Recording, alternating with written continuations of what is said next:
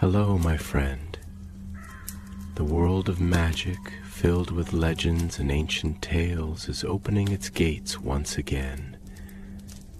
Tonight, in the Gryffindor dormitory by the crackling fireplace, I will share another story with my friends. Join us, for the magic is about to come alive. The war was over, yet Hogwarts still hummed with the echoes of everything that had been lost and won. The castle walls were scarred in places, stones split by spells, scorch marks, blackening the once polished floors, but the magic of the place was alive again, breathing and pulsing as though eager to heal itself. Autumn sunlight poured through tall, patched windows, catching specks of dust that drifted lazily through the air. Hermione Granger moved quietly through the library, her wand alight with a soft golden glow. The scent of parchment and ash mingled in the air as she floated a stack of damaged tomes onto a nearby table. Madame Pince, ever vigilant even after all that had happened, muttered to herself at a distance, her sharp eyes missing nothing. Hermione had taken on the task of helping restore Hogwarts' library after the final battle, a project that was equal parts duty and love. Every lost book recovered felt like reclaiming a piece of history, a fragment of memory. It was comforting work, methodical and familiar after the chaos of the war. But that evening something caught her attention. Behind the towering shelves of the restricted section, where only professors and select students were allowed, Hermione noticed a faint shimmer, like candlelight glinting through a crack in stone. She lowered her wand and traced her fingers along the ancient shelves, feeling for the source. A loose panel shifted under her touch, and a gust of stale air whispered out, carrying the scent of age and forgotten ink. "Revelio," she murmured. The magic responded with a faint ripple. A square of the wall dissolved into light, revealing a narrow compartment hidden within the masonry. Inside lay a single book, bound in black leather so worn it seemed to swallow the light around it. Hermione hesitated. The cover bore no title, no sigil, just the faint outline of an embossed serpent, almost invisible unless caught by her wand light. She could feel the thrum of enchantment emanating from it, old, powerful, and oddly familiar. Her first instinct was to call for Professor McGonagall, but curiosity tugged at her stronger than caution. This was no ordinary magical artifact. She could sense that much. Carefully, she lifted the book from its hiding place. It was heavier than expected, its pages whispering as though breathing. She carried it to her study table, setting it down gently beside her notes. The cover felt warm beneath her fingers. With a soft breath, she opened it. The first pages were blank. She turned one, then another, nothing but clean parchment. Yet the moment her wand light touched the surface, ink began to bloom across the page in curling lines of deep silver. "To the seeker of truth," the letters wrote themselves, "knowledge is both key and chain." Hermione frowned. It wasn't a spell she recognized, nor any charm she'd ever read. She flipped another page. This time words appeared before her eyes again, flowing across the parchment as though being written by an invisible hand. "Say what you seek, and the book shall answer." Her heart thudded. A sentient spell book? Such things were nearly unheard of, and those that existed were locked deep within ministry vaults for good reason. She hesitated only a moment before whispering, "Who made you?" The ink quivered, then rearranged itself. "One whose name endures in whispers." Hermione frowned, her curiosity deepening. She tried another question.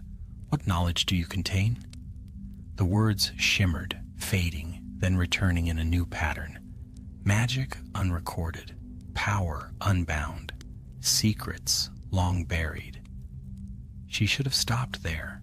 Every sensible thought urged her to close the book and bring it to a professor, or better yet, to the Department of Mysteries. But something about the phrasing, the promise of magic unrecorded, pulled her in. Carefully, she touched the first line with her wand tip. "Show me." The ink flared a deep green, bright enough to make her flinch. The air around her grew heavy, charged with static. From the open pages, shadows began to unfurl, thin, smoky tendrils that curled like ink in water. The candle flames shuddered and bent toward the book. Hermione jerked her wand back, muttering a counter curse, but the shadows only deepened. For a heartbeat, she thought she saw a face in the dark swirl, a faint outline, sharp eyes glinting from within. Then, as quickly as it had begun, the magic vanished. The book's pages went blank once more. Hermione sat frozen, her heart pounding. Nothing in all her studies had prepared her for this. Not at Hogwarts, not even during the war. She glanced over her shoulder, half expecting someone or something to be there. The library was silent except for the faint crackle of torches. She closed the book, sealing it shut with a whispered colloportus. "All right," she murmured to herself, taking a slow breath. "Tomorrow I'll take this straight to Professor McGonagall." But even as she said it, her eyes lingered on the black cover. The serpent seemed to shift slightly, as though it were listening. And when she finally left the library, the book lay quietly on the table. Yet if anyone had been there to look closer, they would have seen faint silver letters forming again across the cover. "Hermione Granger," it wrote in delicate, knowing script. "We have much to learn." The letters faded before the last echo of her footsteps died away. Morning came with a pale light spilling over the mountains beyond Hogwarts. The castle stirred to life, owls swooping through high corridors, portraits yawning awake, and the scent of breakfast drifting up from the great hall. Yet Hermione Granger felt far from rested. She had dreamt of whispers, soft, slithering voices curling through her thoughts like smoke. The phrases had been half-formed in languages she did not know yet somehow understood. When she awoke, she found her wand on the floor beside her bed and the faint scent of ink lingering on her fingers. Trying to dismiss it, she dressed quickly and went to the library. The black book was still there, lying exactly where she had left it. But something was wrong. The table beneath it was cold, as if frost had formed during the night, and the candles nearby had burned down to pools of wax, though she had extinguished them the evening before. Hermione hesitated only a moment. She lifted the book, casting a diagnostic spell. The air shimmered around it, threads of magic twisting in patterns unlike any she had ever seen. "Ancient magic," she murmured, "older than the school itself." She placed it gently into her satchel and decided to seek advice from the one person who might understand. "Another cursed object, Hermione?" Ron said, halfway between concern and disbelief. He was sitting at a long table in the great hall, buttering toast and glancing warily at her bag. "After everything that happened last year, you still pick up mysterious dark artifacts?" Hermione sighed, taking a seat beside him. "It isn't cursed, not exactly. It feels aware." Harry looked up from his pumpkin juice. "Aware? Like it talks to you?" She nodded. "Yes, and not like Tom Riddle's diary. It's different. It doesn't seem malicious, at least not yet. It offers knowledge, but the spells inside it, they're changing, as if the book writes itself while you read it. Ron frowned. That sounds perfectly safe. Hermione ignored his tone. I want to know who created it. There was a symbol, a serpent, on the cover. It might be related to Slytherin, but I can't be sure. Harry's eyes darkened slightly. Salazar Slytherin's relics haven't exactly been harmless in the past. I know, she said softly. That's why I'm going to study it carefully, under every protective charm I can think of. If it is connected to him, then we have a duty to understand what's hidden beneath this castle. Ron leaned forward, lowering his voice. You think there's more of Slytherin's stuff down there? After the chamber? Hermione hesitated. Maybe. The book was sealed behind the library wall. Whoever hid it wanted it found, eventually by the right person. By evening, she had warded her small study with more spells than most aurors used for field work. The black book lay in the center of her desk, surrounded by shimmering protective runes. All right, she said under her breath. Let's see what you truly are. The book opened soundlessly. Lines of silver ink rippled across the parchment, forming words in a language that made her head throb. She muttered a translation charm. He who masters thought shall command all magic. Below the sentence appeared diagrams of runes, but these were not any she recognized. They pulsed faintly, rearranging themselves as though alive. She copied them onto parchment, but each time she blinked, the symbols changed. Then the ink bled across the page, forming a new message. Hermione Granger, your mind is sharp, your magic burns bright. Shall we learn together? She drew back, startled. As you know my name. The book's pages rustled, though no wind stirred the room. Names carry power. Yours was spoken to me in dreams. Hermione's breath quickened. Who are you? I am memory, I am will, I am the legacy of the serpent. Her pulse hammered in her throat. Slytherin, she whispered. The ink shimmered as though pleased. Not the man, what remains of his purpose. Knowledge must endure, even when men forget. Hermione gripped her wand. And what knowledge is that? The page brightened. Runes spun like stars across the parchment, forming a sigil of interlocked serpents. As she watched, a low hum filled the air, a vibration that resonated in her bones. She felt something tug at her thoughts like a thread being pulled loose. Stop, she commanded, slamming the book shut. The hum ceased instantly. Her reflection in the window caught her eye. For a brief second, she thought she saw green flicker in her own irises, an unnatural glimmering shade. The next day, strange things began to happen. During charms practice, Hermione accidentally cast a levitation spell so powerful that every chair in the room rose to the ceiling and stayed there for hours. During lunch, a quill she hadn't touched began writing on its own, copying her thoughts word for word. Harry noticed first. Hermione, he said quietly, pulling her aside. Your magic? It's getting stronger, isn't it? I think the book did something, she admitted. It's as though it's linked to me now. I can feel it when I cast spells, like it's echoing them. Ron stared. Echoing them? That's not good. That's creepy. But Hermione wasn't frightened. Not yet.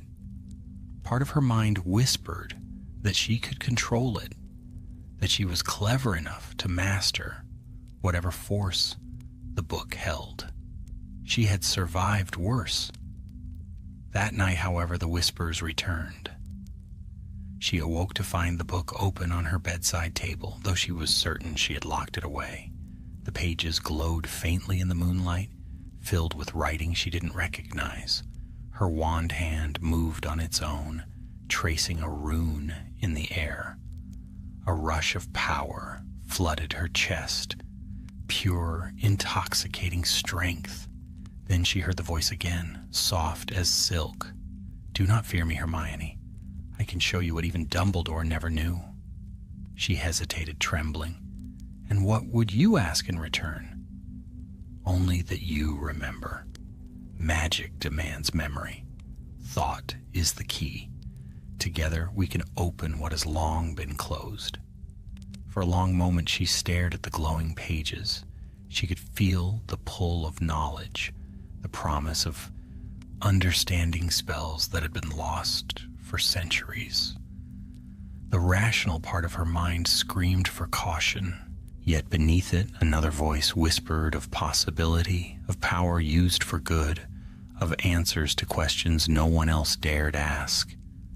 Finally, she whispered, "Show me." The light brightened, flooding the room. Symbols spun like constellations above her bed. She watched, mesmerized, as they began to weave themselves into a pattern she almost recognized. A map of Hogwarts, drawn in lines of green fire. Beneath the library, a mark pulsed like a heartbeat. Then, just as suddenly, the vision faded. The book snapped shut. Hermione was left alone in darkness, the echo of that whisper still in her mind. "Find me where the stone remembers." She sat in silence for a long time, her hand resting on the cover. She knew she should destroy it. She knew it was dangerous. But instead, she murmured to herself, "Tomorrow I'll go beneath the library." And in the stillness that followed, the faintest hiss of laughter curled through the air. The following morning dawned gray and cold, a mist coiling low over the grounds of Hogwarts. From the windows of the library, the forbidden forest was little more than a shadow behind the fog. Hermione stood there, staring out, her fingers drumming lightly against the edge of the ancient black book. She had not told Harry or Ron what she had seen. The map of fire, the voice that whispered in her mind. She could not yet explain it, even to herself. And though she knew what prudence demanded, something deep inside urged her onward. The book was calling, softly but insistently, like the hum of distant magic that would not be silenced. That afternoon she waited until most students had gone to lessons before returning to the restricted section. The air there felt colder than usual. Her wand light danced across the rows of iron-bound shelves, and the faint dust motes glittered like falling stars. Hermione whispered an unlocking charm, and the concealed panel in the wall shimmered faintly where she had first found the book. Behind it, darkness seemed to pulse faintly, alive with unseen energy. "All right," she murmured, her breath misting. "You said where the stone remembers. Let's see where that leads." She raised her wand, tracing the runes she had seen in the book the night before. Lines of silver light bloomed on the wall, forming a sigil that pulsed once, twice, then sank inward, like ripples in water. The stone parted. Beyond was a staircase, spiraling down into shadow. Hermione hesitated only a heartbeat. Then she stepped through. The stairs wound down farther than she expected, the air growing damper and colder with every step. Moss clung to the walls, and water dripped softly from cracks above. Her wand light cast long shadows that seemed to move when she wasn't looking. At last, she reached a door, tall, arched, and covered in carvings of serpents coiled around strange runes. At its center lay a stone plaque etched with words in ancient script. She leaned closer, translating quietly under her breath. "Knowledge is the root of power. Power is the shadow of memory." She lifted her wand. Alohomora. The door creaked open with a heavy sigh, and a faint green light spilled out. The chamber beyond was vast, lined with walls of black stone. Columns rose from floor to ceiling, carved with the likenesses of serpents whose eyes glowed faintly. At the far end stood a stone altar. Upon it rested a mirror, tall and framed with silver serpents that twisted around each other, their fangs meeting at the top. Hermione stepped forward, heart pounding. The mirror's surface rippled as she approached, reflecting not her image but the faint outline of another figure, tall, cloaked, its face hidden in shadow. Her voice trembled slightly as she whispered, "Who are you?" The reflection moved, its head tilting. When it spoke, the sound was not from the mirror, but from within her mind. "I am the echo of what once was, the mind of the serpent. You have opened my chamber, seeker of truth." Hermione's fingers tightened around her wand. "You're a memory, a spell trapped in the book." "Not trapped, preserved. I was placed here when the founders divided their power. Each left behind a legacy. You found mine." The air around her shivered. Runes flared on the floor, encircling her feet. "You seek knowledge beyond your time, but knowledge has a price." Hermione lifted her chin. "I won't be frightened. I've faced worse than memories." A soft hiss of laughter echoed through the chamber. "Bravery is not immunity to danger. You would learn what even the wise have forgotten. Then you must give something in return." The runes brightened, their light seeping through her shoes into her skin. Hermione felt a sudden pull at her thoughts, as if invisible threads were being drawn from her mind. Her memories flickered, images of childhood, of her parents' faces, of the war. "No, stop!" she gasped, thrusting her wand forward. "Finite incantatem!" The light faltered, the pull lessened. She stumbled backward, panting. The reflection's voice grew faint, almost sorrowful. "You are strong, perhaps strong enough to master me, but be warned, Seeker. Every truth has its shadow. You have awakened what was better left dreaming." The mirror went still. The green light faded to darkness. Hermione lowered her wand, trembling. Her head ached, her thoughts hazy, as though some piece of herself had been brushed by cold fingers. She backed toward the door, but the moment she turned, the chamber shifted. The floor rippled like water. The serpents carved on the columns turned their heads, stone grinding on stone, their glowing eyes following her. The door she had entered was gone. Her pulse raced. Lumos maxima. Blinding light filled the chamber. For a moment, everything froze.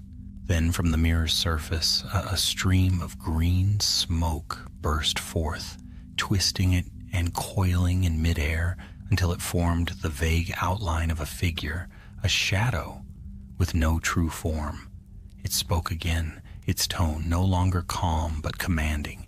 "You carry my book. You carry my memory. You cannot unbind what you have joined." Hermione raised her wand. "I will not be your host." The shadow lunged forward, its voice a low hiss. "Then resist me if your mind endures." The air exploded with force. Her wand arm jerked, a torrent of light colliding with the shadow. Sparks flew across the chamber, striking the walls and scattering shards of energy. The serpents screamed in a chorus of stone grinding against stone. Hermione's magic flared white, cutting through the green mist.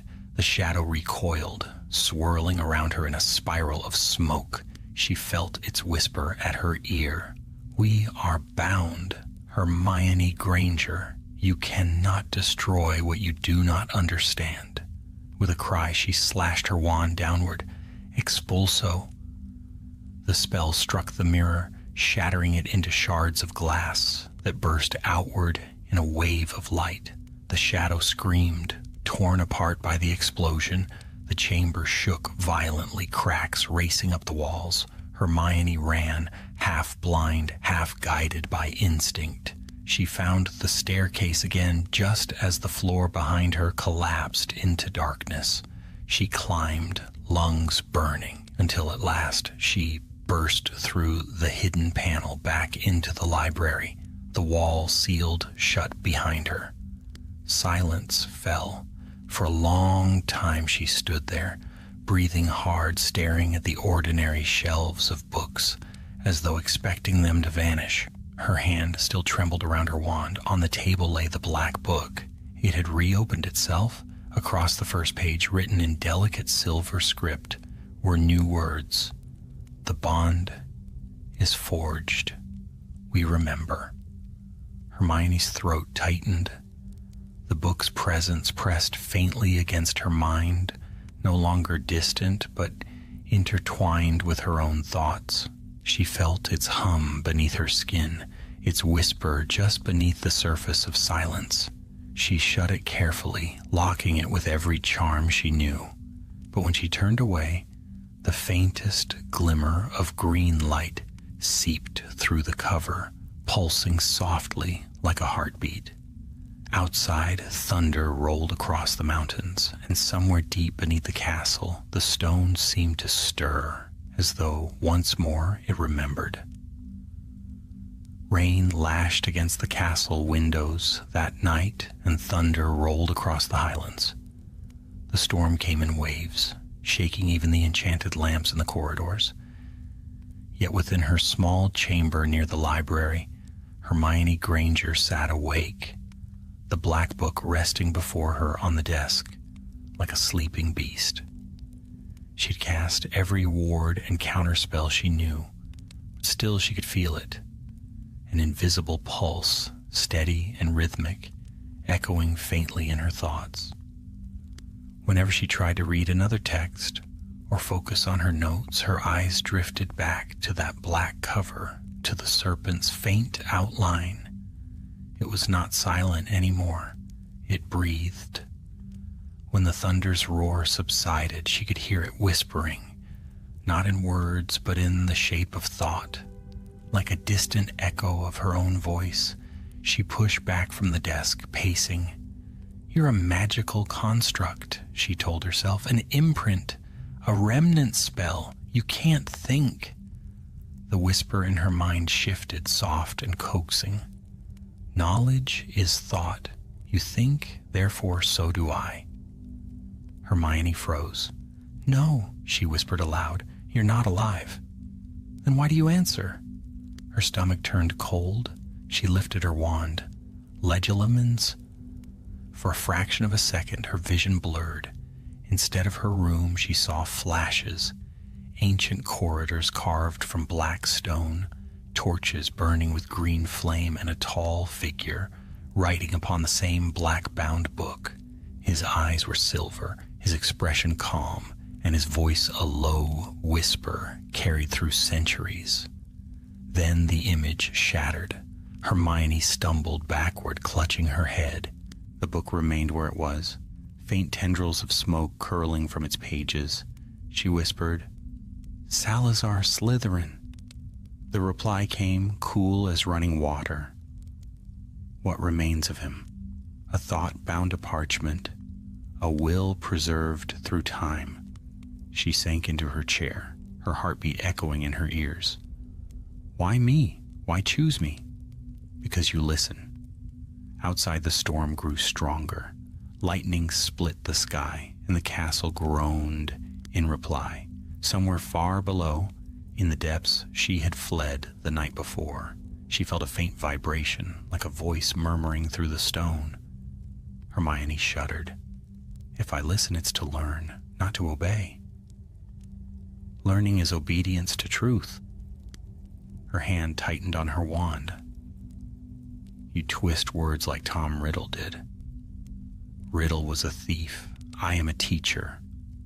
The defiance in her heart warred with her curiosity. She could almost hear Professor McGonagall's voice, stern, rational, commanding her to turn the book over to the ministry. Yet the part of her that had always thirsted for understanding whispered otherwise. If this artifact truly contained the thoughts of one of Hogwarts' founders, could she destroy it so easily? And deeper still was another fear, a thought she dared not say aloud. If she destroyed it, would she lose the knowledge already entwined with her mind? She closed her eyes, forcing herself to breathe slowly.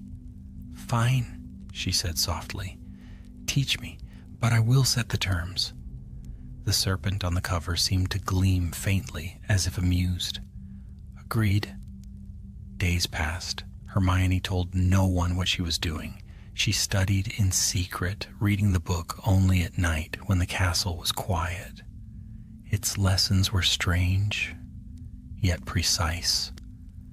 Spells of mental clarity, of memory extension, of protective enchantments long forgotten by modern wizards.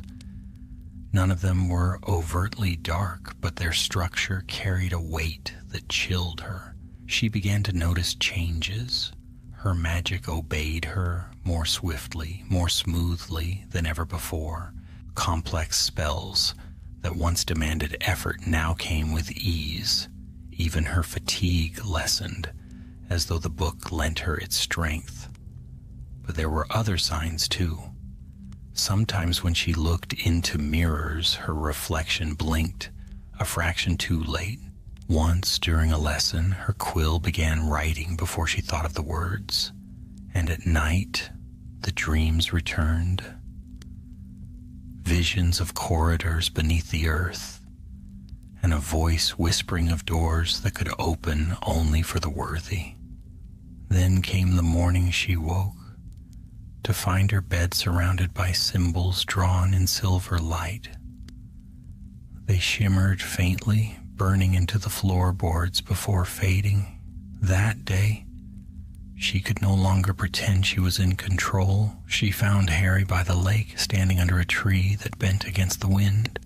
He turned as she approached, concern already in his eyes. "You look exhausted," he said quietly. She swallowed. "Harry, there's something I haven't told you." And she did tell him, though not everything. She spoke of the book's magic, of the whispers of the chamber beneath the library. Harry listened without interrupting, his expression grave. When she finished, he said only, "We've seen what happens when someone tries to master something dark, Hermione. You're smarter than anyone I know, but you're still human. That thing isn't." "I know," she said, "but it's not evil, not entirely. It's old, and it's lonely. It wants to be known." Harry shook his head. "It wants something. That's enough reason to destroy it." She turned away, looking across the rippling water. If it's truly connected to the founders, we could learn things lost for centuries. It might help rebuild Hogwarts. It might cost you, he interrupted, and maybe others too. For a moment, neither spoke. Then Harry placed a hand on her shoulder. "Please, promise me you'll let me see it. Just once. We'll bring it to Professor McGonagall together." Hermione nodded, but in her heart, she already knew she would not. That night she returned to her chamber. The book waited for her, the serpent on its cover gleaming faintly in the candlelight. "He does not understand," it whispered. She flinched. "Stop reading my thoughts. You think loudly. It is difficult not to hear." "Harry is right," she said firmly. "I can't keep this. It's dangerous." Silence stretched for a long moment. Then, "If you fear danger, you should have left me where you found me, but you did not. You sought knowledge. You awakened memory. Now you must see it through." Her wand trembled in her hand. "What happens if I destroy you?" The whisper turned to a hiss, sharp as broken glass. "Then you destroy part of yourself."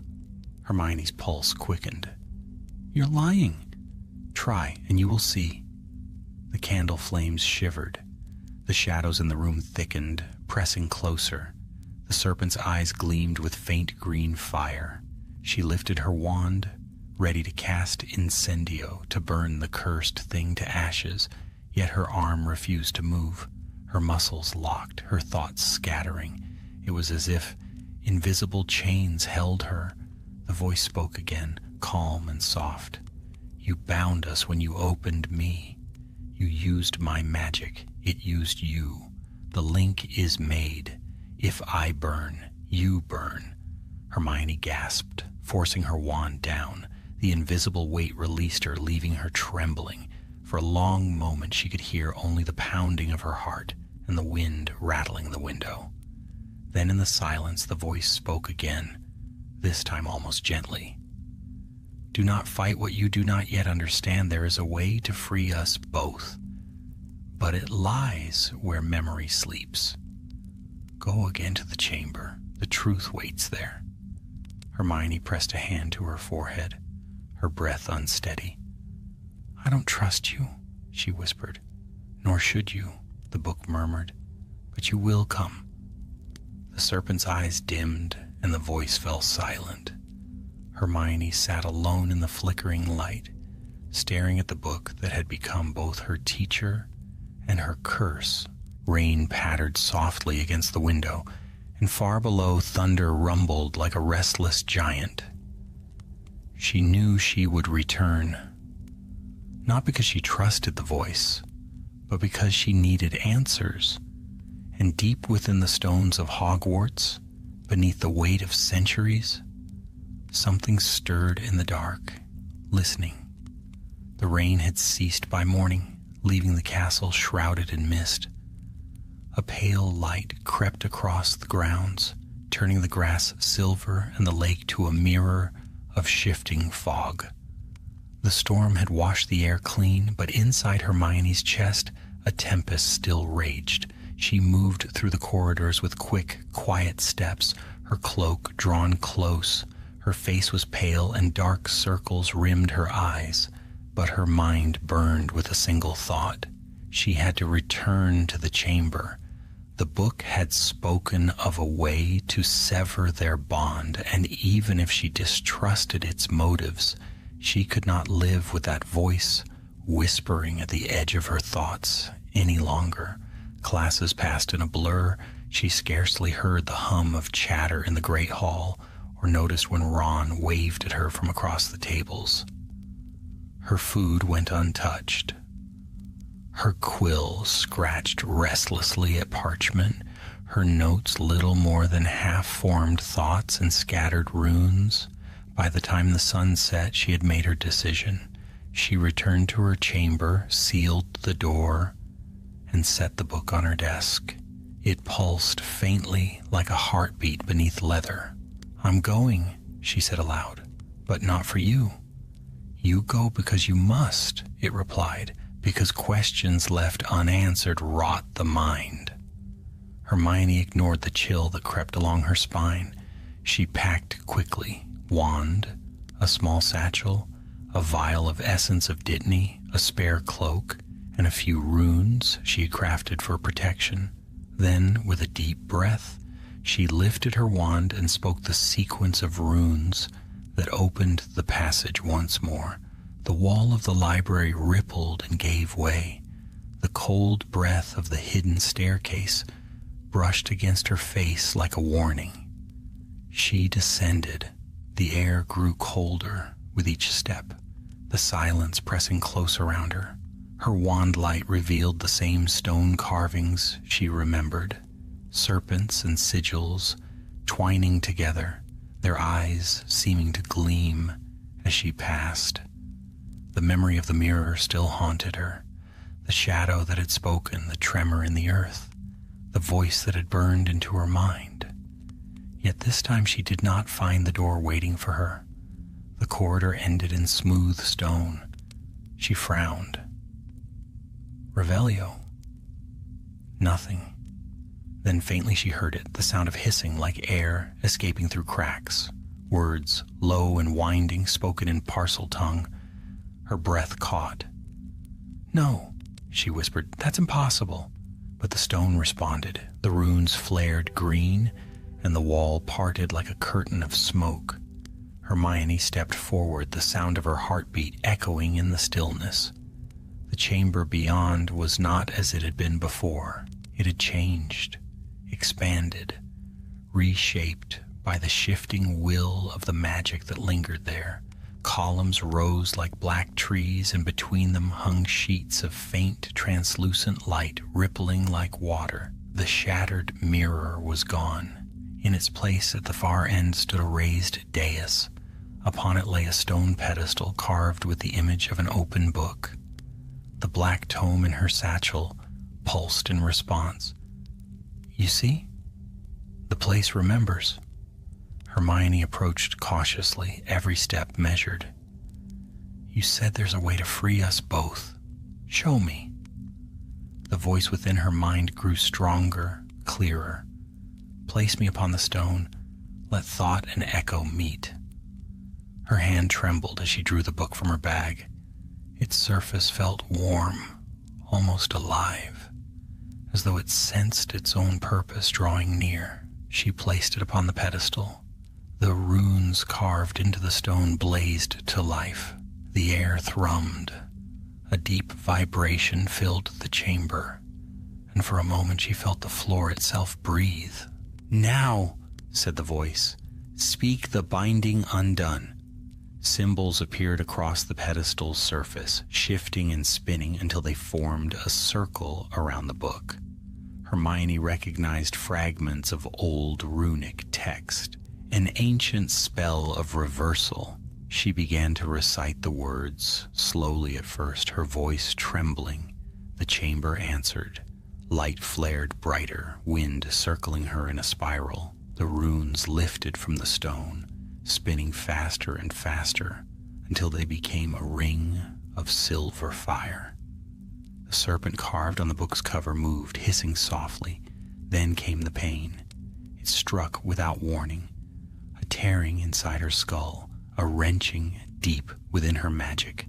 She cried out, clutching her head as the world swam in green and white. The voice roared through her mind, no longer calm but furious. "Fool, do you think power unbound so easily?" Hermione stumbled backward. "You said this would free us. Freedom is not release, it is union."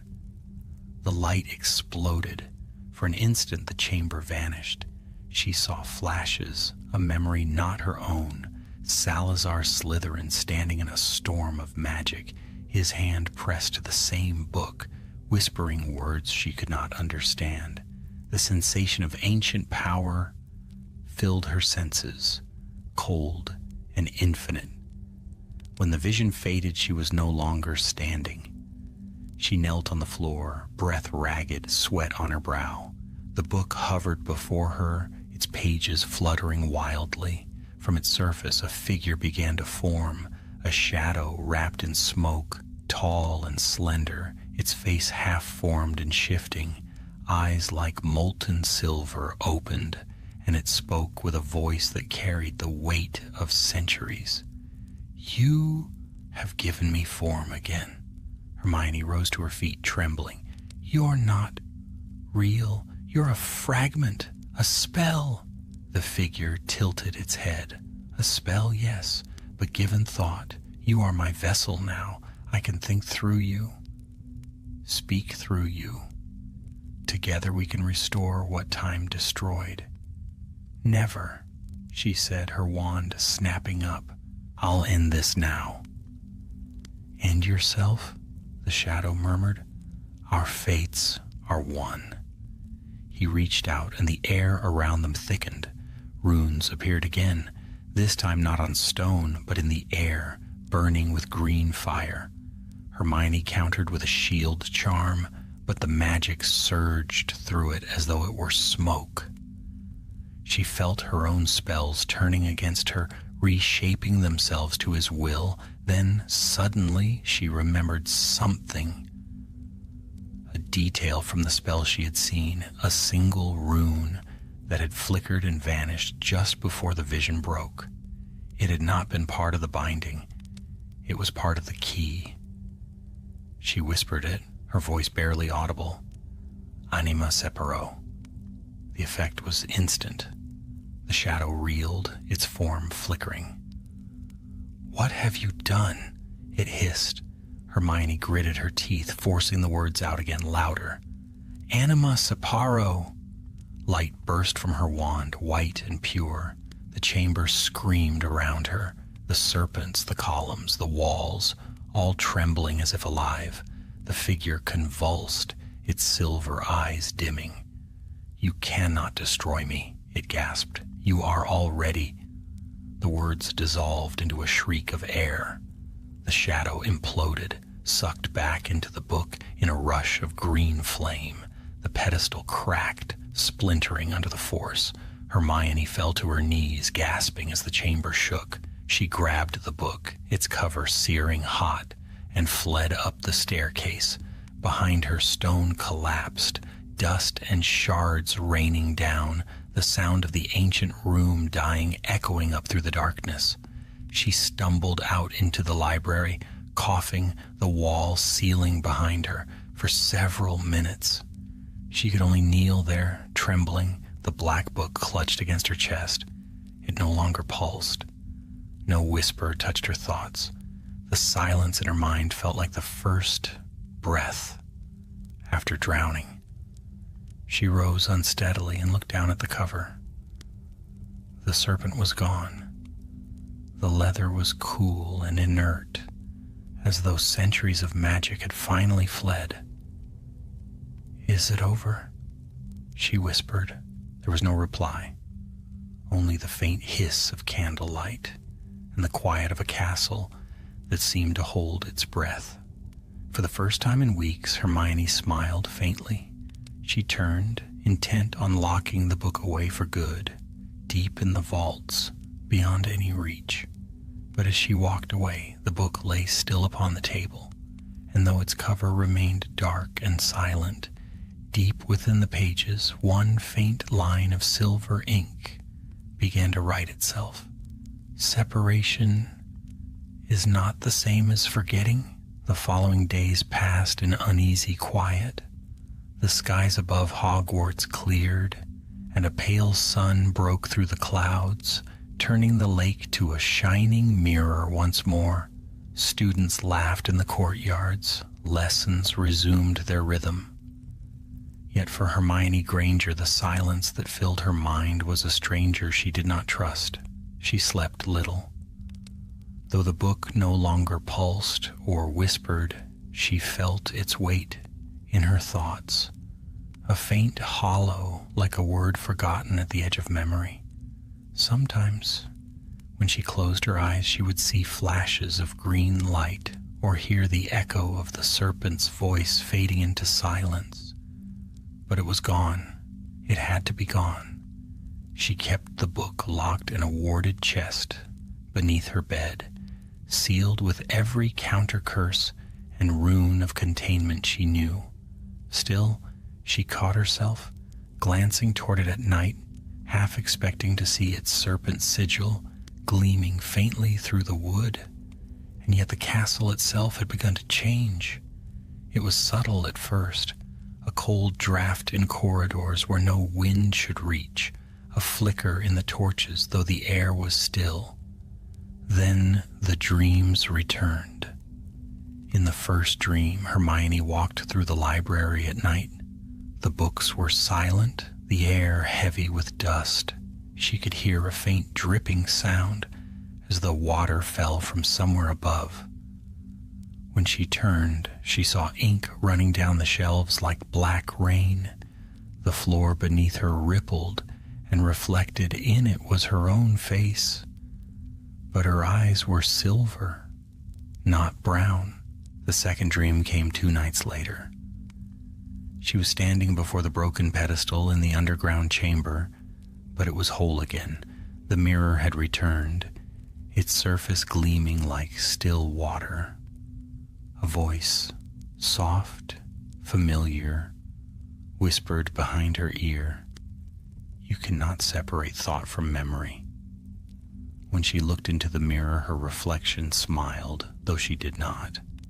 She woke gasping, drenched in cold sweat, the sound of her own name still echoing in the air. By the end of the week, her nerves were frayed. Harry noticed first. "You're pale," he said one morning as they walked down from breakfast, "and you haven't been eating. Are you sure you're sleeping at all?"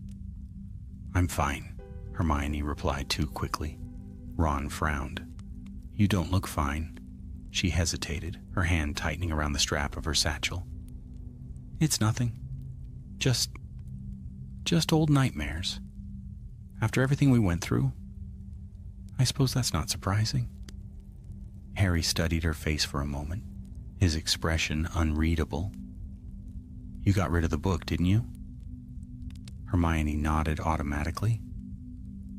"Of course I did." But she did not meet his eyes. That evening she resolved to end it properly.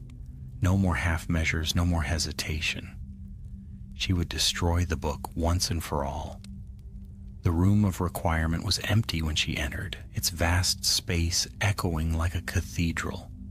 At her silent wish, it filled itself with what she needed: a stone dais, a ring of protective runes, and a single iron brazier filled with blue fire. Hermione drew the book from her bag. It felt heavier than she remembered, its surface cold as winter glass. She hesitated only once, murmuring to herself, "Whatever magic you hold, it ends tonight." The fire flared brighter, answering her will. She lifted the book and cast it into the flames. At first, nothing happened. The book lay motionless, smoke curling around it. Then the brazier hissed sharply and the flames turned green. The fire roared higher. She stepped back, shielding her face. The air grew thick with a sharp, metallic scent, and the torches along the walls flickered violently. A voice rose from within the flames, low, distant, yet unmistakably familiar. "Separation is not the same as forgetting." Hermione froze. The fire flared, and for an instant the outline of a serpent appeared in the smoke, its eyes twin sparks of silver light. The runes around the brazier flickered, faltered, then went dark. "No," Hermione whispered, thrusting her wand forward. "Confringo!" The explosion shattered the brazier, scattering embers across the stone floor. Smoke filled the air, thick and choking. When it cleared, she saw the book, lying amid the ashes, untouched. Its cover was unburned. Her hand shook as she reached for it. The serpent had returned, its eyes gleaming faintly. "You cannot unmake what remembers itself," whispered the voice. "I am not in the book, Hermione Granger. I am in you." Her wand clattered to the floor. No, that's not possible. We were joined by thought. You spoke the binding undone, but thought cannot be undone. I was the teacher. You were the mind that learned. What you learned became you." Hermione stumbled backward, her breath coming fast. "You're lying. You're just an echo." The voice grew softer, almost tender. An echo, yes, but echoes live within sound, and sound within air. You breathe me still. Her hands trembled violently. "Get out of my head!" she screamed. The fire guttered out. The silence that followed was absolute. For a long time she stood there, trembling, surrounded by smoke and ash. Then slowly she bent to pick up the book. It felt cool again, inert. Its pages fluttered open to a single line of new writing. "You will forget me, but I will not forget you." Hermione closed the book and pressed her forehead against it.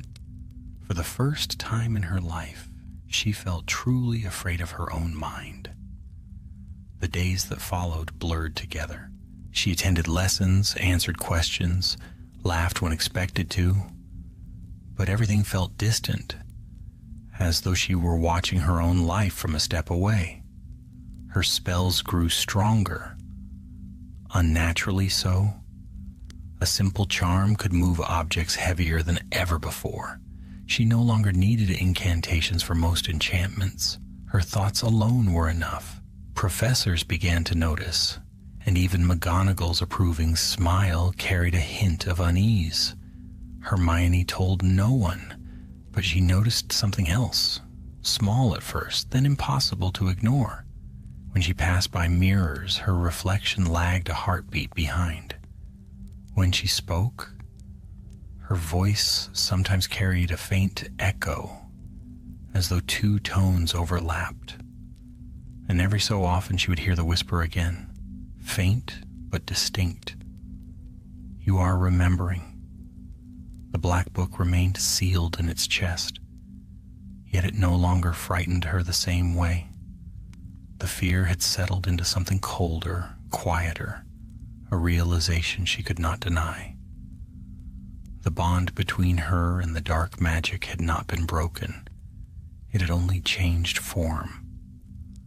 One evening, as she crossed the courtyard beneath the moonlight, she heard footsteps behind her. She turned to see Harry approaching, his cloak drawn tight against the wind. "I went to your room," he said. "You weren't there. I thought you might be in the library." Hermione hesitated. "I needed some air." Harry's gaze lingered on her face. "You've changed, Hermione." She forced a small smile. "We've all changed." He shook his head. "No, it's different. You feel heavier, like something's following you." Her breath caught. For a moment she almost told him everything, the fire, the voice, the reflection in the mirror. But when she opened her mouth, the words died. Some part of her, deep and silent, refused to let them pass. "I'm fine, Harry," she said instead, softly. He studied her for a long moment. "If you ever need help, promise you'll ask." "I promise," she lied.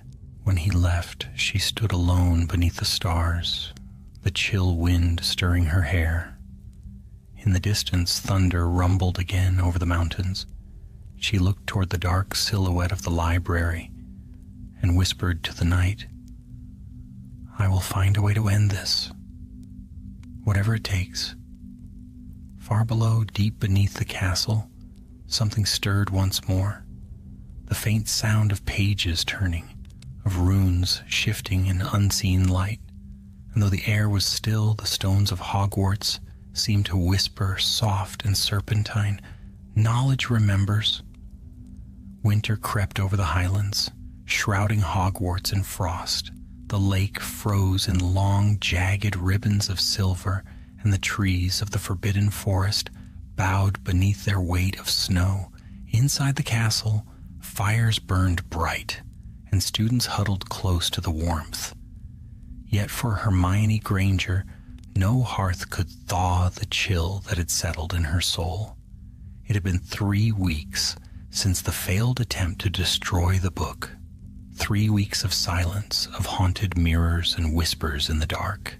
The serpent's voice was gone, at least the clear one. But echoes still lingered.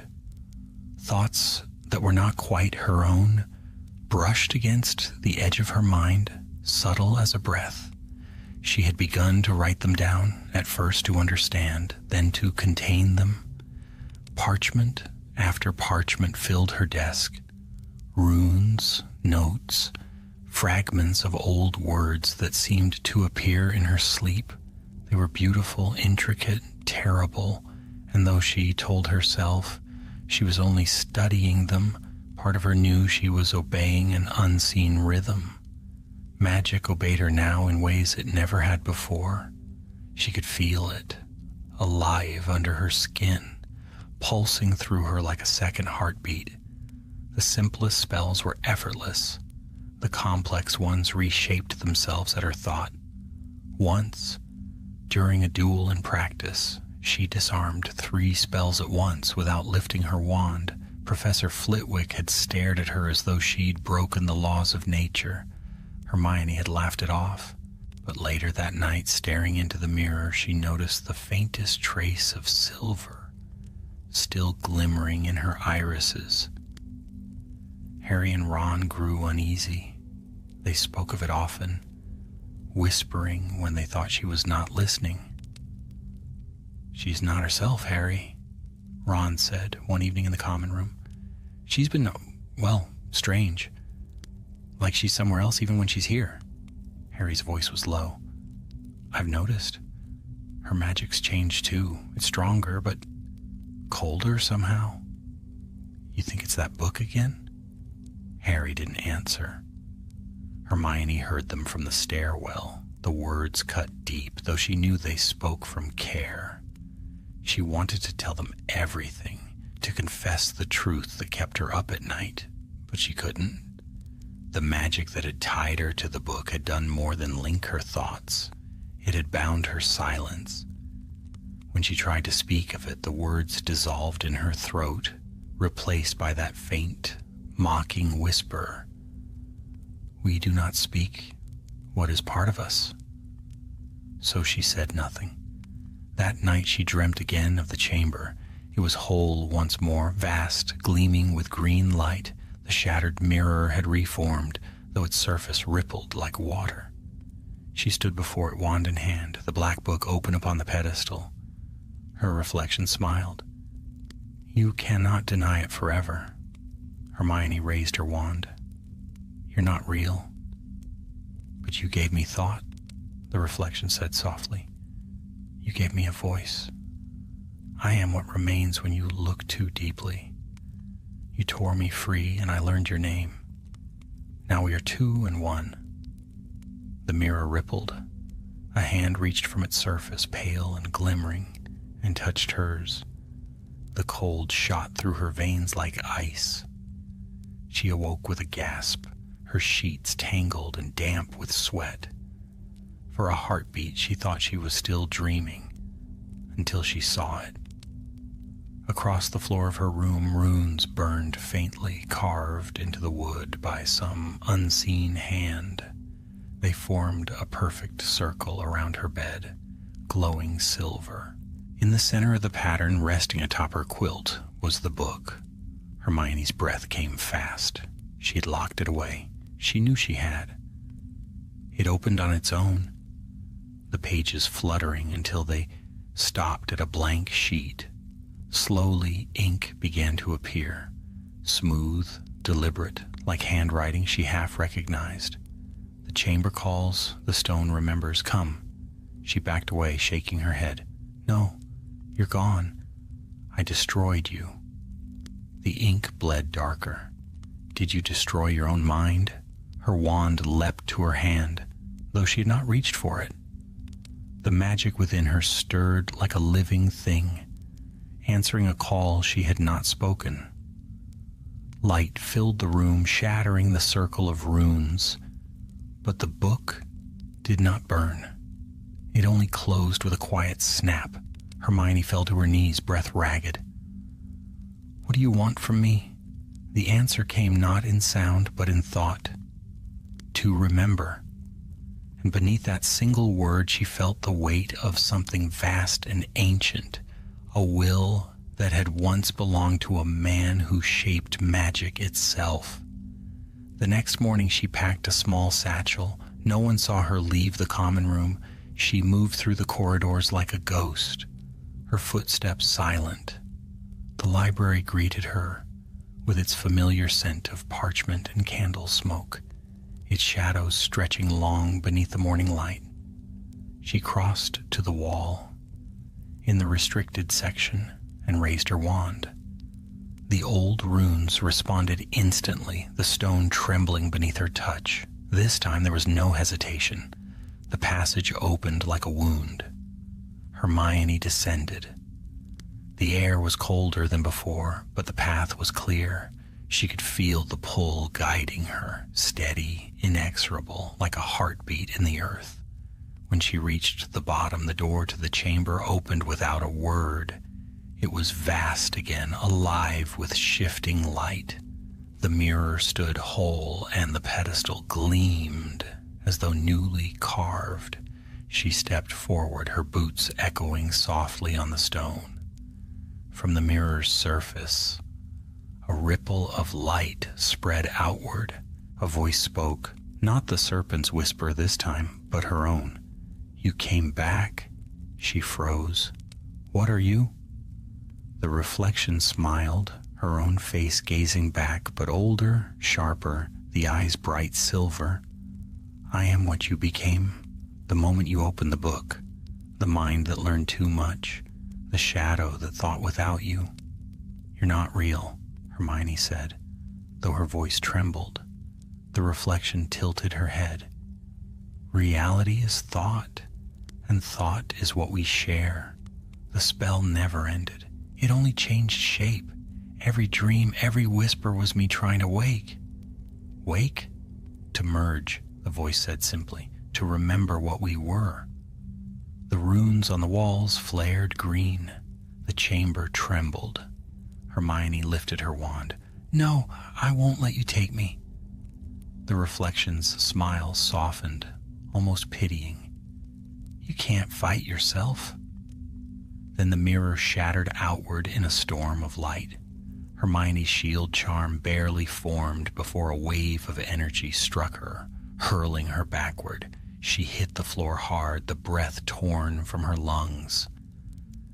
When she looked up, the reflection was no longer in the mirror. It was standing in the chamber. It was her, but not. The same face, the same form, but her hair shimmered faintly like strands of silver, and her eyes glowed like molten steel. They stared at each other across the cracked floor. "What are you?" Hermione whispered. "I am what was written in you," the other said. "I am the magic you cannot destroy." Hermione rose slowly, her wand trembling in her hand. "Then I will bind you." The other's smile was both kind and terrible. "Try." The chamber blazed with light as they clashed. Spell met spell, magic exploding in ripples that shook the stone. Hermione's mind screamed with effort, every thought a weapon, every word a shield. Her reflection moved as she moved, matching her perfectly, but stronger, faster, unburdened by fear. The floor cracked, serpentine runes burning beneath their feet. The air grew thick with power until every breath was pain. Finally, with a cry that tore her throat, Hermione gathered everything she had left, all her strength, her fear, her will, and hurled it in a single word. "Finite!" The spell hit like thunder. The reflection staggered, its form flickering, the silver in its eyes dimming. "You can't destroy me," it whispered as it faded. "I am you." "Then live in silence," Hermione gasped. Light filled the chamber, white and blinding. When it cleared, she was alone. The mirror lay shattered at her feet, its pieces reflecting a dozen faces, each her own. She sank to her knees, her wand clattering beside her, and for the first time in weeks, the silence in her mind was complete. But far beneath that silence, in the deepest corner of thought, something still breathed, a whisper. Knowledge remembers. The dawn that followed broke pale and cold, casting long spears of light through the castle's high windows. Snow blanketed the grounds in silence, muffling the world beneath a sheet of white. From the astronomy tower, the peaks of the distant mountains gleamed like shards of glass. The air was still, yet within Hogwarts, something unseen moved. A slow stirring beneath the stone, an echo that had not yet faded. Hermione Granger stood alone by the window of the library, her reflection faint in the frost-streaked glass. The events of the night before haunted her, as though they were carved upon her bones. The memory of the mirror, of her own face twisted in silver light, would not leave her. She destroyed it, or thought she had. But even now she felt the tremor of its loss, echoing through her magic. For a time she had believed she was free. Her mind felt clear again, her thoughts her own, but as she traced her fingers over the frost upon the glass, The pattern shimmered into the shape of a serpent, coiling and shifting before her eyes. Her breath caught. She stepped back sharply, wand raised, but the image faded as quickly as it had formed, leaving only her pale reflection staring back at her. "Paranoia," she whispered. "That's all it is. Just fear." But fear had never been a stranger to her, and this was something different.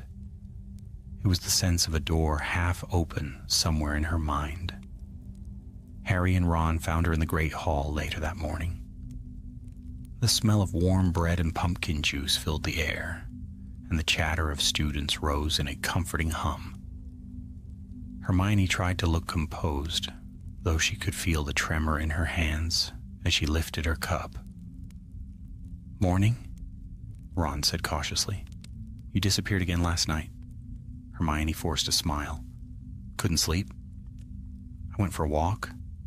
Harry watched her closely. His gaze was steady, searching. "You've been walking a lot lately." Hermione set her cup down carefully. "I think better that way." Ron exchanged a glance with Harry, then lowered his voice. "You're not still, messing with that thing, are you?"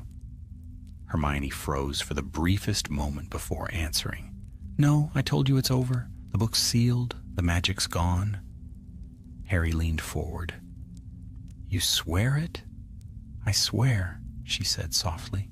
But deep within her chest, something pulsed once, a faint rhythmic beat that wasn't her heart.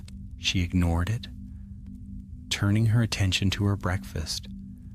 But the moment lingered like a shadow stretching across the table.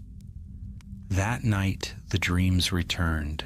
She found herself once more in the chamber, though this time it was not filled with light but with mist. The walls were barely visible. The air hung thick with silence. The shattered mirror lay at her feet, its fragments glimmering faintly like stars on black water. In the distance, she heard footsteps. She turned, wand raised, but the fog swallowed everything. Then came the voice, not from within her mind this time, but from the mist itself, low and measured. "You tried to unmake what cannot die." Hermione's hand trembled. "Who's there?" The voice did not answer directly. "You broke the glass, but reflection is eternal. Every mirror is a window, every mind its twin." From the fog a figure emerged, tall, hooded, its form half shadow, half light. In its hands it held something that gleamed faintly green. "The black book." "You," she began, but the figure lifted its head, and for an instant she saw its face. Her own. Except this version smiled, not with warmth, but with knowledge. "You can't destroy me, Hermione. You gave me thought, and thought finds a way." Hermione backed away, shaking her head. "I ended you. The figure raised the book. "You ended the body, not the memory, and memory seeks form." The chamber around them began to tremble. The mist thickened, curling into shapes, faces, serpents, symbols she couldn't name. The runes along the walls flared to life, casting shadows that twisted and swayed. Hermione's breath came fast. She lifted her wand, shouting, "Finite incantatem." The light struck the figure squarely, but instead of breaking apart, it laughed, a sound cold and distant, like the echo of wind through a tomb. "You fight yourself. Each spell you cast, I learn. Each word you speak, I remember. I'm not afraid of you," Hermione hissed. "Then you are a fool." The fog surged forward, swallowing her whole. She awoke, screaming. Her dormitory was silent. The fire in the hearth had gone out, and the moonlight filtered through the window in thin silver strands. Her heart pounded against her ribs as she sat upright, gasping. It had been a dream, but her hands were blackened with ash. She threw off the blanket, stumbled to her feet, and froze. Across the floor, the same runes she'd seen in her vision glowed faintly carved into the wood. They shimmered once, then dimmed, leaving the faint scent of burnt parchment. Her wand lay on the table, the black book beside it, open. Hermione's stomach twisted. She hadn't touched it. She hadn't even looked at it in days. The pages rustled. Slowly, words began to form. The stone remembers, the school remembers, but do you, Hermione Granger? Her wand flared to life without her command. Spells of containment sprang from her lips, a dozen in rapid succession, binding the book in a cage of shimmering light. The magic crackled, fierce and bright, and for a moment she thought she had succeeded. Then the light flickered.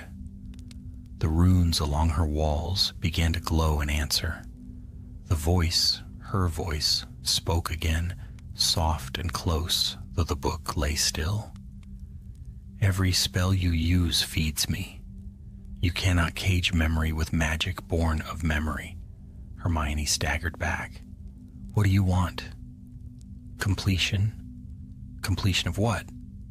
The whisper grew louder, echoing through the room. Of what was begun, of what knowledge demanded. You are the vessel of understanding, Hermione Granger. You open the book, and through you, it learns again. She slammed her palms against her temples, her mind ringing with the words, "No, I am not your vessel. I am me." The voice laughed, a sound that was hers and not hers. Then prove it. Burn the library, burn the school, and every word, every book, every thought that remembers. Only then will you be free. Hermione's wand lifted again, her hand trembling as if another force guided it. The tip glowed bright, casting wild shadows on the walls. For a terrible moment she felt herself poised to obey. Then with every ounce of strength she had, she forced her wand down. The glow faded. Her knees gave way, and she sank to the floor, sobbing. The book lay silent once more, but as she looked up, she saw her reflection in the mirror above the hearth, eyes glimmering faintly silver, a faint smile curving her lips, though she was not smiling. The reflection raised its hand and pressed a finger to its lips. Silence. Hermione's breath froze in her chest. Then the mirror darkened, and the last thing she saw before the light went out was her own reflection whispering the words she could no longer bear to hear. Knowledge remembers. The next morning dawned beneath a heavy sky. Snow fell in slow, soundless flakes, and the castle seemed wrapped in its own stillness. The great towers rose out of the mist like sentinels, half forgotten by time. Inside, the air was hushed, and the corridors glowed faintly with the amber light of enchanted sconces. Hermione Granger moved through them without purpose, her thoughts drifting like leaves in a current. The night had left her shaken. She had cleaned the runes from the floor, sealed the book again, layered her chamber with wards so complex, even the portraits stared uneasily when she passed. Yet no spell could erase what she had seen. The reflection, the whisper, the echo of herself. Smiling where she had not, she felt hollow, as though some part of her had been peeled away and left behind in shadow. Even her friends seemed distant, their voices dim, their laughter a faint echo she could no longer reach. It was Harry who found her later that day, sitting alone in the corridor that led to the old charms classroom. Dust drifted in the sunlight slanting through tall windows, turning the air to gold. He sat beside her in silence for a time before speaking. "You're fading, Hermione." She didn't answer. "You're here, but you're not," he continued. "I've seen this before. It's how people look when something's taking from them. That caught her attention. Taking? Harry turned to face her. His eyes were steady, but there was a shadow behind them. Do you remember the diary? The way it drew Ginny in bit by bit until she wasn't herself anymore? Hermione's breath hitched. You think this is the same? I think it's worse, Harry said quietly, because you're stronger.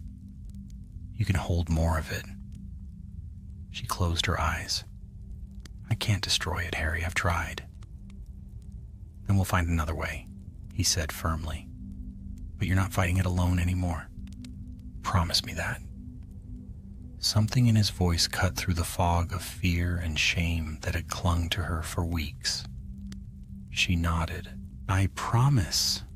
Harry smiled faintly, but his eyes lingered on her a moment longer than she liked, as if he could see the shimmer of silver, still faint in her gaze. That night, for the first time since she had opened the book, Hermione went to Professor McGonagall. The headmistress's office was warm and lined with shelves of thick, weathered tomes. A fire burned bright in the hearth, casting flickering light across the portraits of past headmasters. Dumbledore watched her from his frame, his expression kind but grave. McGonagall listened as Hermione spoke. Not all, but enough. The discovery of the book, its ancient enchantments, its strange power. She described the whispers, the mirror, and her fear that something older than her own magic had found a place inside her mind. When she finished, the professor sat very still. You should have come to me sooner, she said at last. Artifacts of that age are dangerous beyond measure. Do you still have it? Hermione hesitated. Yes. McGonagall rose and walked to the fire. Then it must be sealed. Not here, not anywhere within Hogwarts. Some knowledge is not meant to remain among the living. Hermione's fingers tightened in her lap. I can't let it go. Not until I understand what it truly is. The headmistress turned sharply. That is precisely the kind of thought such magic feeds upon. Curiosity becomes obsession, and obsession becomes possession, Hermione whispered. McGonagall's expression softened. You have always sought knowledge for good, Miss Granger, but you must not let this thing twist that virtue into a chain. If the book has become bound to you, we will find a way to break it. I will summon the Department of Mysteries. They specialize in... No, Hermione said quickly, standing. No ministry official can touch it. They'll only hide it, study it, make it worse. McGonagall's lips pressed into a thin line. Then what do you propose? Hermione drew a slow breath. There's a place beneath the school, a vault the founders themselves sealed. The book's magic is tied to them. If I return it there, perhaps the bond will end. The professor studied her in silence. And how do you know this vault exists? I don't, Hermione admitted, but the book does. McGonagall hesitated, then nodded once. You will not go alone. I won't, Hermione said softly, though a part of her knew she would. When night fell, the castle slept. Moonlight streamed through tall windows, pale and cold. Hermione moved swiftly through the corridors, her cloak drawn tight, the black book clutched against her chest. The staircases shifted as if they sensed her purpose, carrying her down toward the lower levels. She passed the dungeons, the kitchens, the ancient passageways that no longer appeared on any map. The air grew colder, the walls older. Here, the stones were smooth as bone, their edges worn by centuries. Finally, she reached the hidden archway that opened into the catacombs, the same place she had entered weeks before. The wall parted at her touch, the runes flaring briefly with green light. This time she did not hesitate. The stairway descended deep beneath the castle into darkness so complete it swallowed sound. Her wand light trembled against the walls, revealing faint carvings of serpents, ravens, badgers, and lions, the 4 sigils of Hogwarts, intertwined. The air vibrated faintly. The castle itself seemed to breathe. At last, the stairs ended in a vast circular chamber she had never seen before. Its floor was a mosaic of ancient symbols, its walls inscribed with runes that glowed faintly blue. In the center stood a great stone vault, sealed by 4 interlocking emblems, the marks of the founders. The book pulsed in her hands. Here, the whisper came soft and exultant. This is where knowledge sleeps. Hermione stepped forward, her heart hammering. If this is your prison, then let it end. The air shimmered. The symbols on the vault stirred one by one. The lion blazed gold, the badger deep bronze, the raven soft blue, the serpent vivid green. The floor trembled as ancient magic awoke. She placed the book upon the vault's center. By the legacy of the founders, she whispered, I return what was lost. Light flared, the emblems twisted together, forming a single crest. The book shuddered violently, its pages fluttering open, its magic pouring out in streams of shadow and silver. You cannot return what has become part of you, the voice hissed. Hermione cried out as pain lanced through her, her wand slipping from her grasp. The shadows coiled around her wrists, her throat, her thoughts. The runes on the walls blazed brighter, resisting, fighting to contain the surge. She fell to her knees, pressing her hands to the stone. Please, she gasped, let me go. The vault responded with a sound like thunder. The serpent's sigil split from the others, glowing fiercely. And from within that light, a figure began to form. Tall, robed, his face obscured, but his presence vast and heavy as the weight of time itself. When he spoke, his voice was not cruel, but filled with weary understanding. You sought knowledge without heed to its price, but you are not the first, and you will not be the last. Hermione's vision blurred. Salazar Slytherin? The figure inclined its head. A shadow of him, a memory within the memory. I left the book to test the mind of the future, to see whether wisdom would rise above desire. She could barely breathe. And did I pass? The shadow's gaze softened. You endure. That is enough. He raised his hand. The book lifted from the vault, its cover blazing white. For a moment she felt something tear within her, a thread unbinding, a weight lifting. The magic that had bound them broke like glass beneath a hammer. Light flooded the chamber. The book dissolved, its pages scattering into dust. The vault sealed itself once more, the sigils dimming to stillness. When the light faded, Hermione was alone. She fell forward, her cheek against the cold stone, her breath shallow. The silence was complete. The voice was gone. For the first time in months, her mind was her own. But even as she lay there trembling, she heard it, a faint rustle like pages turning in a distant room.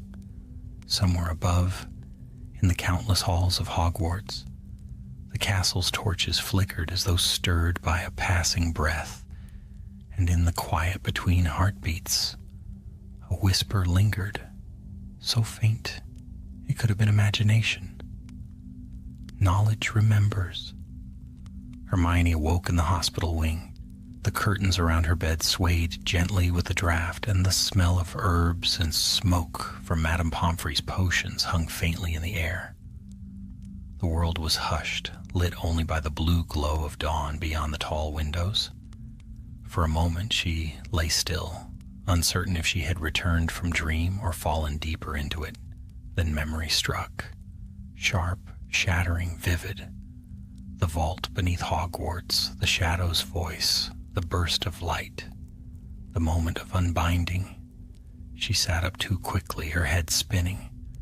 Her wand lay on the bedside table beside a tray of untouched food. Across the room, Madame Pomfrey stirred from her desk, looking up with relief.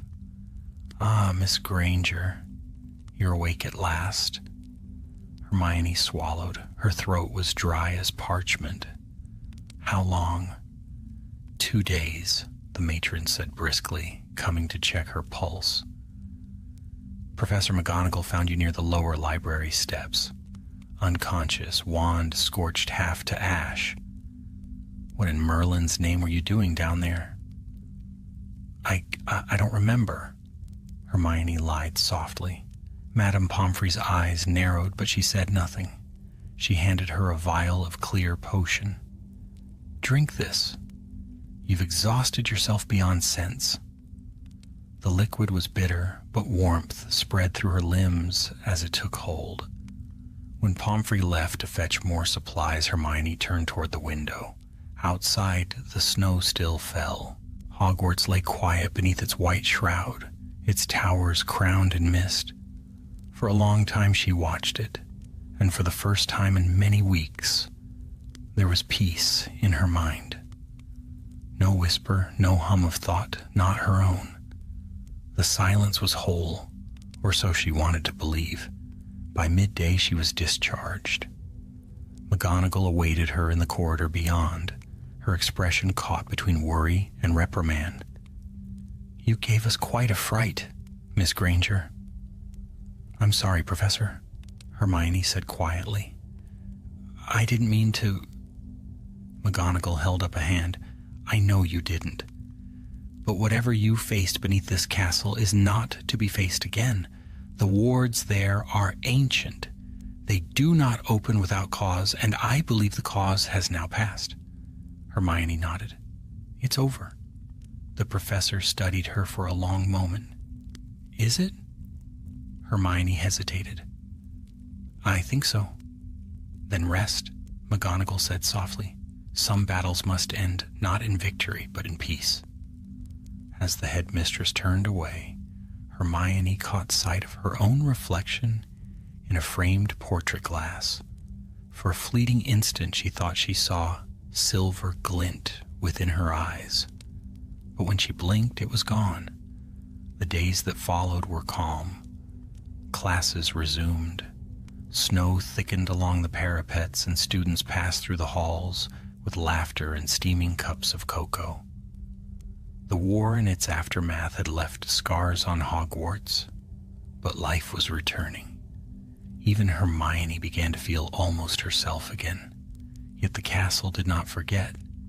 It began with small things: a quill moving of its own accord, a candle burning with green flame instead of gold, a faint rustle of parchment when no breeze stirred.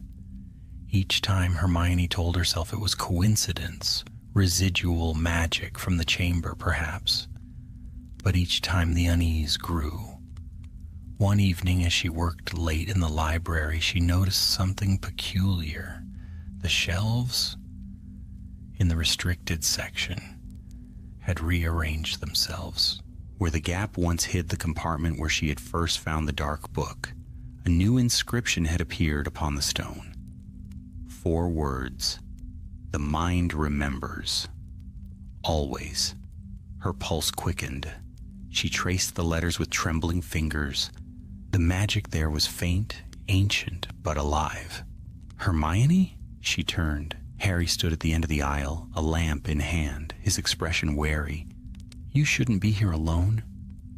"I was only—" She stopped. "Harry, look." He came closer, frowning, as he read the inscription. "That wasn't there before." "No." Her voice was barely a whisper. "It wasn't." Harry looked at her. "Do you think—" She shook her head sharply. "No, it's finished. It has to be." He didn't argue, but his eyes said he didn't believe her. That night she dreamt again, not of the chamber nor of the mirror, but of a vast library lit by floating candles. The shelves stretched farther than sight, each one filled with books bound in black. The air was still and cold. She walked among them, running her hand along the spines. Every book bore the same name pressed into the leather: Granger. A sound broke the silence, a soft turning of pages. She turned toward it and saw a figure seated at a distant table. Her heart clenched as she approached. It was herself. The other Hermione looked up from the book she was reading, her eyes glowing faintly silver. "You can't destroy what's written in thought," she said gently. Hermione backed away. "You're gone." The reflection smiled. "Not gone. Changed. I am every memory you refuse to forget." "No," Hermione's voice cracked. "You're just a dream." "Dreams," the reflection said, closing the book, "are thoughts made visible." The candles flickered. The shelves began to tremble. From the books around her, whispers rose, countless voices speaking her name. The sound built until it filled the air like a storm. She covered her ears, but the words were inside her head now, weaving through her thoughts like threads of light. "Knowledge remembers. You are the keeper of what cannot die." Hermione screamed and woke with a jolt, her heart hammering. The dormitory was dark, the moon half veiled by cloud. For a moment she lay there, gasping. Then she saw it. On her bedside table, the journal she kept for study notes lay open. The ink across its pages shimmered faintly silver. Her own handwriting, but words she had never written. "Thought is a door that never closes." The book was only the beginning. She stared at the page until the letters blurred. Then slowly, she shut the journal and whispered, "No more." But her voice trembled. The following morning she burned the journal. She watched the pages curl and blacken in the fire, watched the ash scatter like snow across the hearth. She whispered no spells, spoke no words of binding. She simply let it burn. When the last ember died, she felt something ease inside her, a release, faint but real. Outside, the sun had risen, its light poured through the frosted glass, golden and clean. The world looked new again. Hermione gathered her cloak and left her chamber, stepping into the corridors, bathed in morning glow. Children laughed somewhere beyond, and the bells rang for class. Life, relentless and bright, continued. As she passed the library, she paused only once to glance inside. The shelves were silent. The stone where the inscription had been was smooth again, unmarked. She smiled faintly. "Good," she murmured. "Let the past rest." And yet, as she turned away, a single page fluttered from a distant shelf, drifting to the floor. It was black, its edges singed, its ink silver. Upon it were only 2 words, faint and gleaming like breath upon glass. "We remember." Hermione did not see it. She was already gone, her footsteps fading down the corridor as the page curled softly in the light.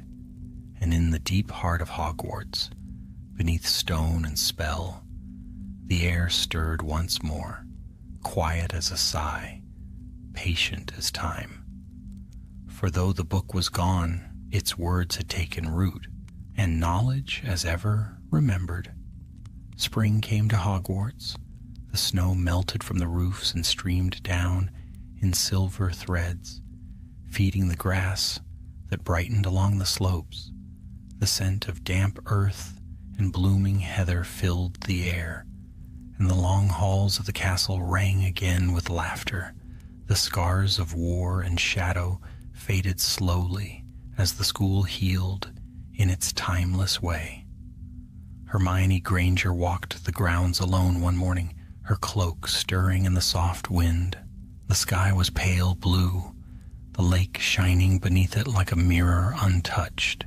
She felt the warmth of sunlight on her hands, and for the first time in many months, her thoughts were still. It was over, she told herself.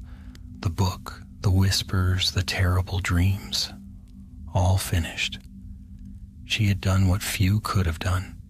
She had faced something older than fear and lived. And yet, though she had slept soundly for weeks, she found herself waking with the same strange feeling that someone or something watched through her eyes as she dreamed. That morning she carried with her no wand, no parchment, only a single sealed letter. It was addressed to Professor McGonagall. She meant to leave it in the headmistress's office before she left for the Easter holidays. The letter said, "If any trace of the magic remains, destroy it completely. Do not look for me until you are certain the danger is gone." She didn't want to alarm anyone, but she knew well enough that victory in magic was rarely absolute. The wind swept over the lake, breaking its reflection into ripples. She looked down at her own shadow, stretching before her, then frowned.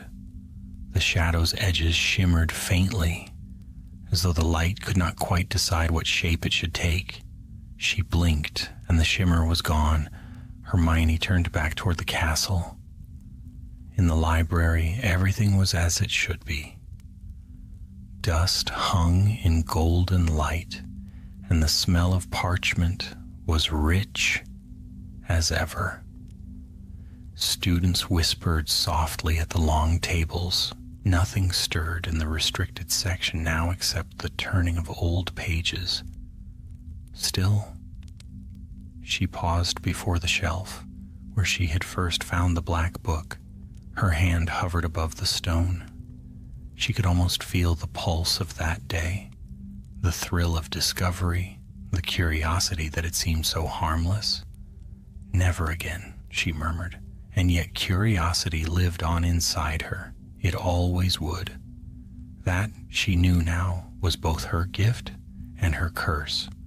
She turned to go, but something caught her eye, a sliver of black between two volumes. Not a book, but a scrap of parchment, wedged tightly in the gap. Against her better judgment, she drew it out. The parchment was brittle with age. On it were two words written in ink so faint it glimmered like ash. "Thank you." Hermione stared at it for a long time. Her first instinct was fear, but it faded, replaced by something she couldn't name. Sadness, perhaps, or pity. "Goodbye," she whispered and slid the parchment back between the books. The weeks that followed passed quietly.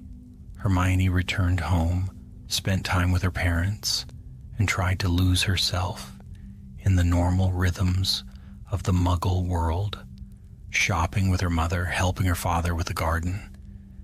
Yet the stillness felt strange. When she looked into mirrors, she saw only herself, but sometimes when the house was quiet, she heard the faint sound of pages turning, no louder than the brush of a breeze.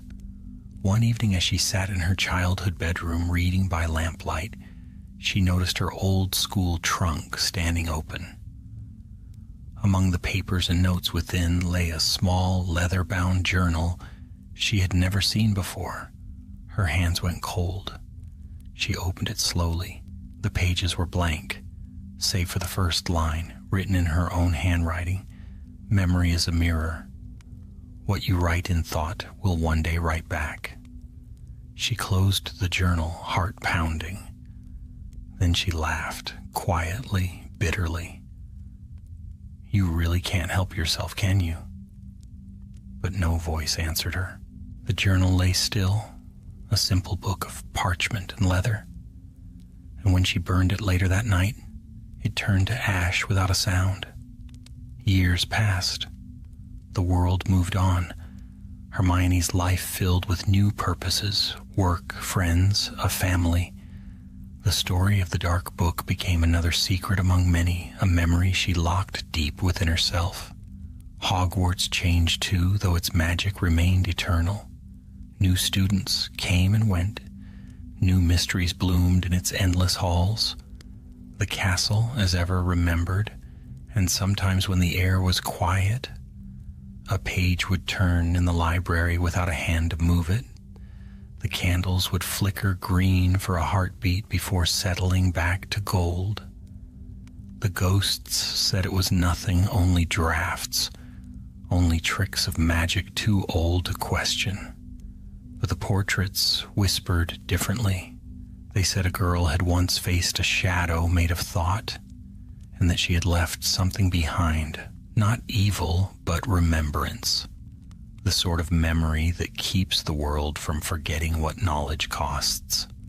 On a spring morning many years later, long after Hermione Granger had become known as one of the greatest witches of her age, a new student discovered something hidden behind the restricted section wall. It was not a book this time, but a mirror, small, cracked, its silver surface dulled by centuries.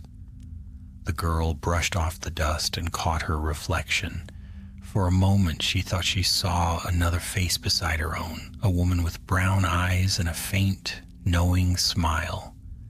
Then the image faded, leaving only herself. She shivered and slipped the mirror into her bag, thinking to show it to the librarian later. But when she left the library, she could have sworn she heard a whisper behind her. Curiosity is the beginning of every spell. She glanced back, but the aisles were empty. Far below, deep in the heart of Hogwarts, beneath stones, older than the school itself, a faint light flickered in the darkness. A ripple of silver, like the turning of a page. The air hummed softly, the whisper of centuries shifting in sleep. And somewhere within that silence, a voice, not malevolent but ancient, thoughtful, waiting, spoke once more.